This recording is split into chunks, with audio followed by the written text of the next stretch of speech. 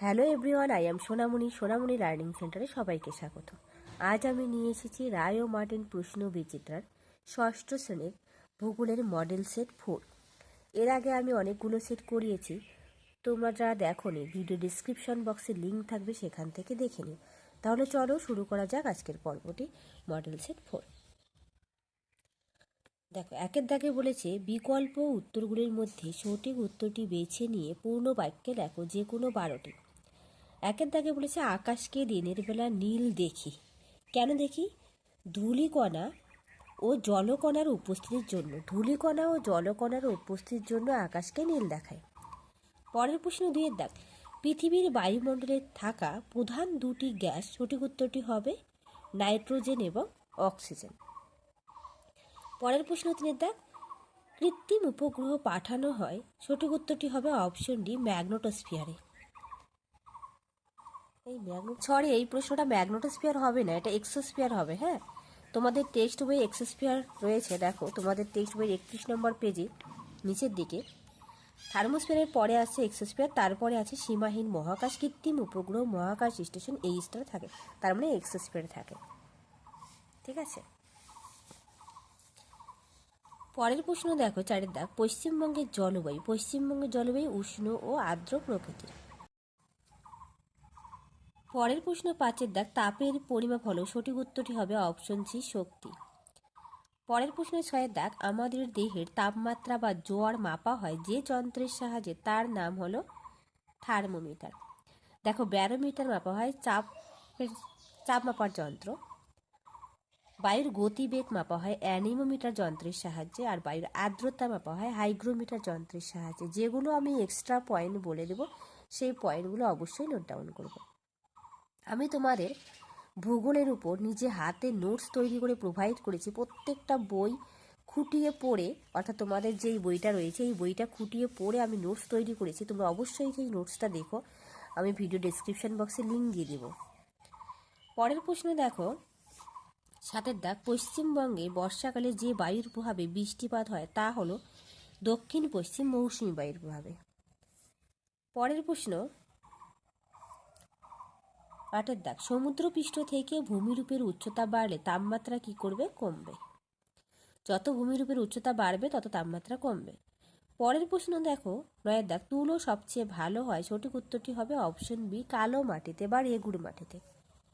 পরের প্রশ্ন 10-এর দাগ, ল্যাটেরাইট মাটির রং লাল হয় কারণ লৌহ অক্সাইডের উপস্থিতির জন্য। কি বললাম? লৌহ অক্সাইডের জন্য ল্যাটেরাইট মাটির রং লাল হয়। পরের প্রশ্ন দেখো 11-এর দাগ, বিশ্ব অরণ্য দিবস হলো, সঠিক উত্তরটি হবে অপশন সি 21শে মার্চ।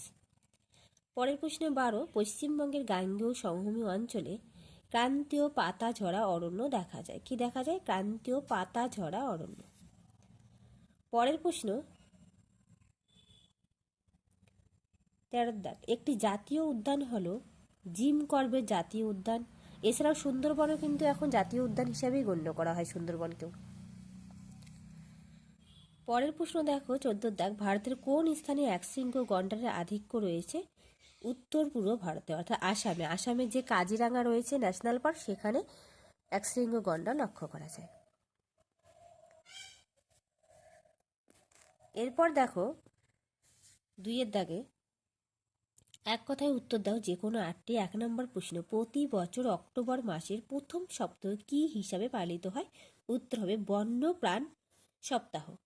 বন্যপ্রাণ হবে না, বন্যপ্রাণী হবে, ঠিক আছে? বন্যপ্রাণী সপ্তাহ পালিত হয়।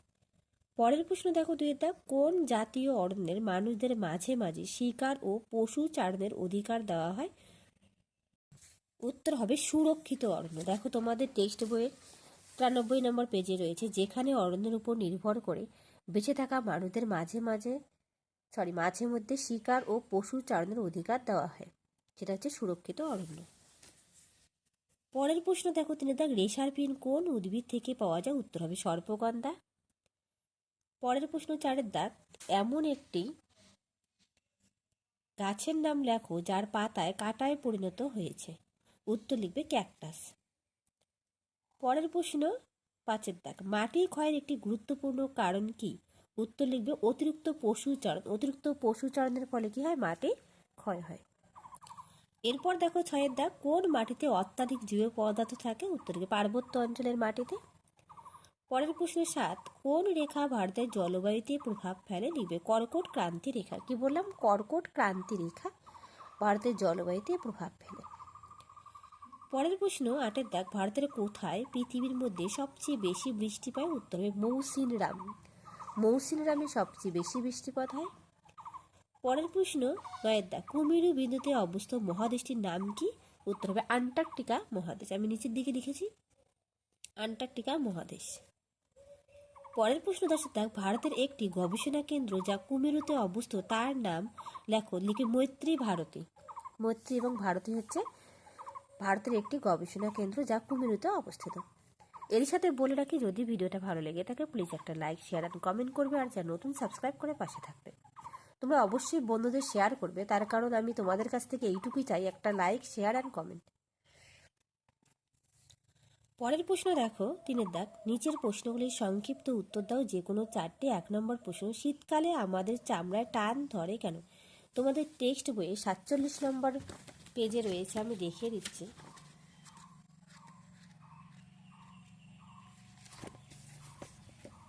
দেখো, বর্ষাকালে সারাক্ষণ ভেজা ভেজা ভাব থাকে, জামা কাপড় শুকনো হতে চায় না। এই ভেজা ভেজা ভাব কেন হয় জানো? কারণ এই সময় বায়ুতে অনেক বেশি পরিমাণ জলীয় বাষ্প থাকে। শীতকালে বায়ুতে জলীয় বাষ্প কম থাকে বলে জামা কাপড় তাড়াতাড়ি শুকিয়ে যায় এবং আমাদের চামড়াতেও টান ধরে। এখান থেকে শুরু করে এই পর্যন্ত লিখে দেবে, ঠিক আছে? দেখো, তোমাদের টেক্সট বই 47 নম্বর পেজে রয়েছে। পরের প্রশ্ন দেখো 2 দাগ, ঝড় ওঠার কারণ কি কি? তোমাদের টেক্সট বইয়ের 48 নম্বর পেজে দেওয়া আছে। দেখো খুব সুন্দর করে, প্রত্যেকটাই আমি টেক্সট বই থেকে দেখাবো, তার কারণ টেক্সট বই সবার কাছে রয়েছে, সবাই টেক্সট বই পড়ো। এখান থেকে শুরু করবে। বায়ুর সব জায়গায় চাপ সমান রাখার জন্য উচ্চচাপ অঞ্চল থেকে নিম্নচাপ অঞ্চলের দিকে প্রবাহিত হয়। হঠাৎ কোনো জায়গায় বাতাসের চাপ খুব কমে গেলে বাতাস ভীষণ গতিতে আশেপাশের উচ্চচাপ অঞ্চল থেকে নিম্নচাপ অঞ্চলের দিকে ছুটে আসে, তখন ঝড় ওঠে। বাতাসের গতি বেশি হলে গাছপালা, ঘরবাড়ি ভেঙে পড়ে, অনেক ক্ষয়ক্ষতি হয়। নদীতে বা সমুদ্রে মাছ ধরার ক্ষেত্রে সতর্কতা জারি হয়। এইটুকু তোমরা লিখে দেবে, কেমন?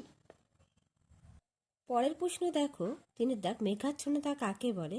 মেঘাচ্ছন্নতা তাপমাত্রার উপর কি কি প্রভাব ফেলে? তো মেঘাচ্ছন্নতা তাপমাত্রার উপর কি প্রভাব পড়ে? দিনে তাপমাত্রা কম থাকে। আর মেঘাচ্ছন্নতা কাকে বলে? তোমাদের টেক্সট বইয়ের 48 নম্বর পেজে একদম নিচের দিকে দেখো, আকাশে মেঘের পরিমাণের পরিমাপই হলো মেঘাচ্ছন্নতা। এইটুকু লিখবে। পরের প্রশ্ন দেখো 4 দাগ, চরম ভাবাপন্ন ও সমভাবাপন্ন জলবায়ু কাকে বলে? তোমাদের টেক্সট বইয়ের 79 নম্বর পেজে খুব সুন্দর করে দেওয়া আছে। দেখো, গ্রীষ্মকালে অর্থাৎ এপ্রিল মে মাসে টিভি খবরের কাগজে খেয়াল করে দেখবে মুম্বাই, কোচি, চেন্নাই, কলকাতা বেশ গরম পড়ে, কিন্তু সেই সময় দিল্লি, লখনৌ, আম্বালা, চণ্ডীগড়ে আরও বেশি গরম পড়ে। কারণ সমুদ্র থেকে দূরে ঠান্ডা বা গরম দুটোই বেশি হয় বলে এই ধরনের জলবায়ুকে চরম ভাবাপন্ন জলবায়ু বলা হয়।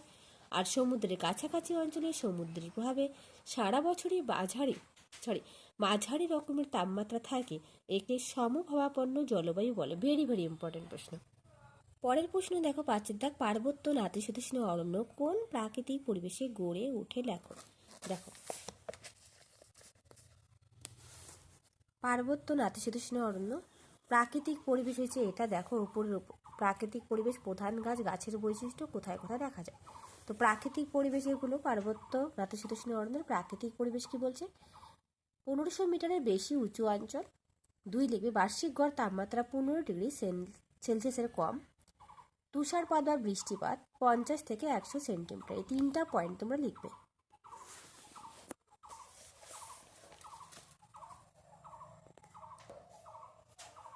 এরপর দেখো 4 দাগ, নিচের প্রশ্নগুলির সংক্ষিপ্ত ব্যাখ্যামূলক উত্তর দাও। 1 নম্বর প্রশ্ন বলছে টিকা লেখো সমুষ্ণ রেখা। তোমাদের টেক্সট বইয়ের 52 নম্বর পেজে রয়েছে। দেখো, আমি দেখিয়ে দিচ্ছি। সমুষ্ণ রেখা খুব সুন্দর করে দেওয়া আছে, আর পরীক্ষা এটা থাকবেই 100%। সমুষ্ণ রেখা দেখতে পাচ্ছ? সমুষ্ণ রেখা পৃথিবীর মানচিত্রে সমান গড় উষ্ণতাযুক্ত স্থানগুলোকে যে রেখা দ্বারা যুক্ত করা হয় তাকে সমউষ্ণ রেখা বলা হয়। মনে করো এই জায়গায় রয়েছে দিল্লি, মনে করো এই জায়গায় কলকাতা বা এই জায়গায় ঢাকা। এই তিনটা জায়গার উষ্ণতা প্রায় একই, প্রায় সমান। এখানেও মনে করো 65 ডিগ্রি, এইখানেও 65 ডিগ্রি, এইখানেও 65 ডিগ্রি। তো সেই তিনটা জায়গাকে যে রেখা দ্বারা যুক্ত করা হয় সেটাকে বলা হয় সমউষ্ণ রেখা।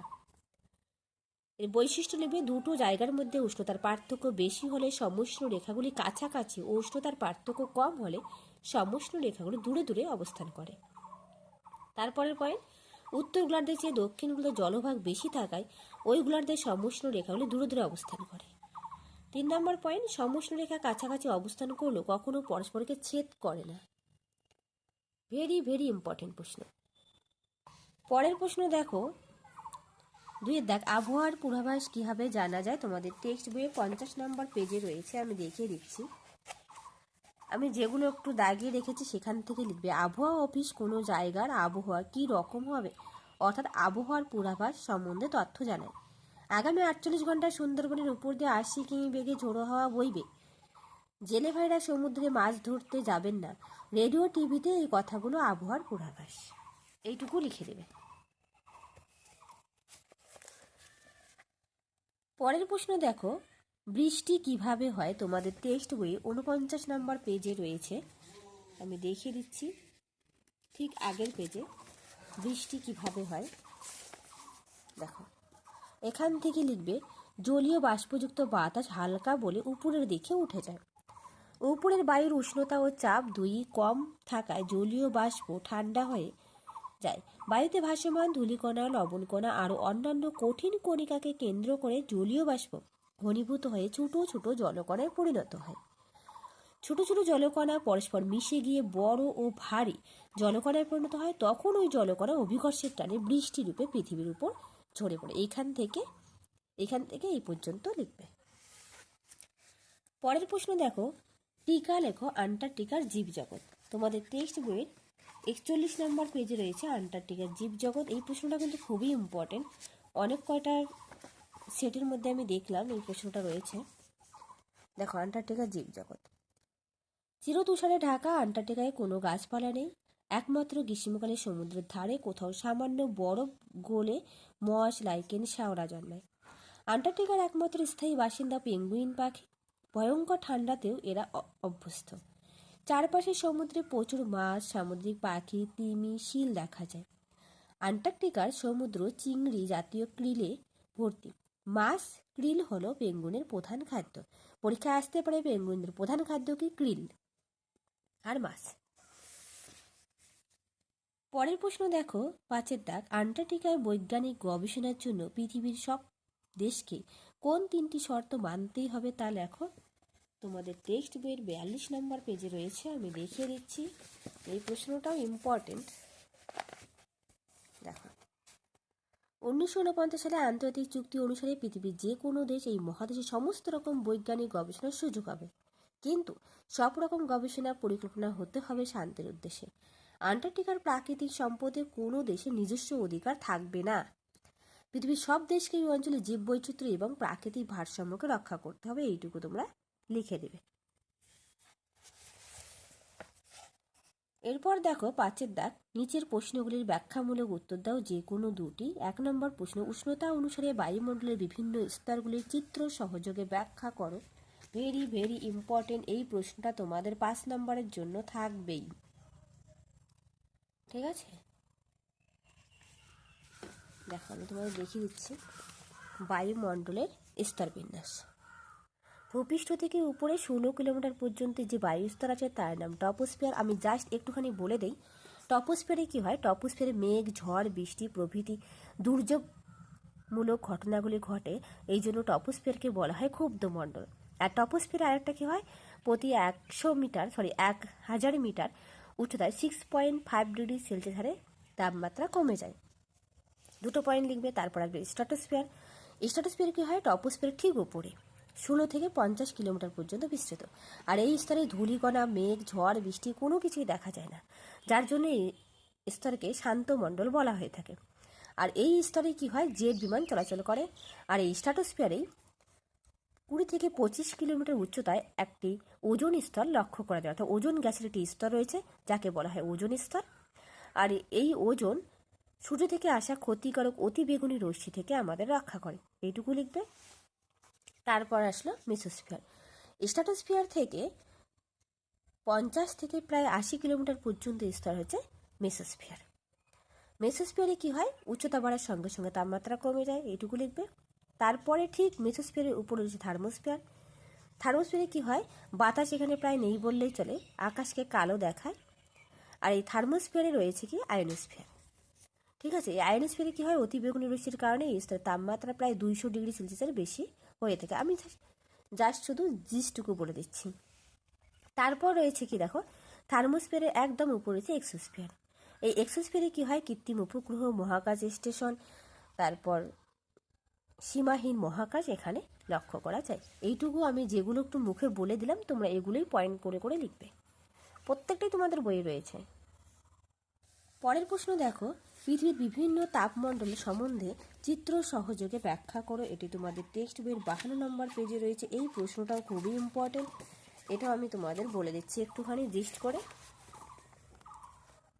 দেখো, পৃথিবীর তাপমণ্ডল, ঠিক আছে, পৃথিবীর তাপমণ্ডল কি কয়টা ভাগে ভাগ করা হয়? সূর্যরশ্মির পতন কোণের ভিত্তিতে 3টি ভাগে ভাগ করা হয়, উষ্ণমণ্ডল, নাতিশীতোষ্ণমণ্ডল এবং হিমমণ্ডল।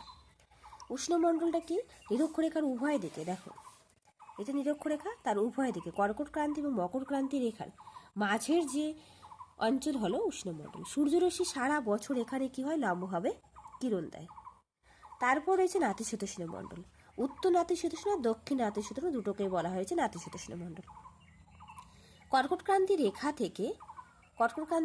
থেকে সুমেরু বৃত্ত পর্যন্ত, এই যে সুমেরু বৃত্ত পর্যন্ত, এবং মকরক্রান্তি রেখা থেকে কুমেরু বৃত্ত পর্যন্ত, কর্কটক্রান্তি রেখা থেকে সুমেরু বৃত্ত এবং মকরক্রান্তি রেখা থেকে কুমেরু বৃত্ত পর্যন্ত। ঠিক আছে, মাঝের অংশ হলো নাতিশীতোষ্ণমণ্ডল। এই মাঝের অংশটা, এখানে সূর্যরশ্মি তীর্যকভাবে পড়ায় এই অঞ্চলে উষ্ণমণ্ডলের তুলনায় কম উত্তপ্ত হয়। তারপর হিমমণ্ডল কাকে বলে?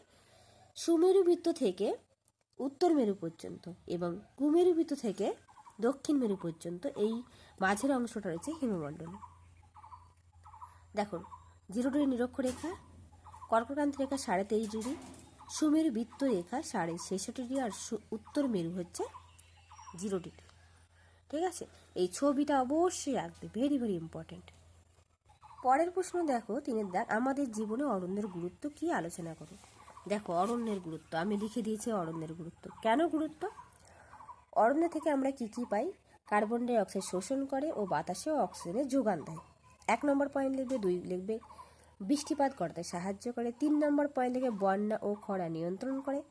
4 নম্বর পয়েন্ট মধু, মোম, গদ, রজন, আঠা পাওয়া যায়। 6 লিখবে মাটি ক্ষয় কমায়। 7 বন্যপ্রাণীর আবাসস্থল। 8 বাস্তুতন্ত্রের ভারসাম্য বজায় রাখে। 9 কাঠ শিল্প ও কাগজ শিল্পের কাঁচামাল সরবরাহ করে। কতগুলো কাজ করে, প্রত্যেকটা কাজ পয়েন্ট করে করে করে করে লিখবে। তাহলে আজ রইল এ পর্যন্ত, আবার দেখা হবে নতুন আরেকটা ভিডিওতে। যদি ভিডিওটা ভালো লেগে থাকে প্লিজ একটা লাইক, শেয়ার অ্যান্ড কমেন্ট করবে, আর যা নতুন সাবস্ক্রাইব করে পাশে থাকবে। Thank you everyone.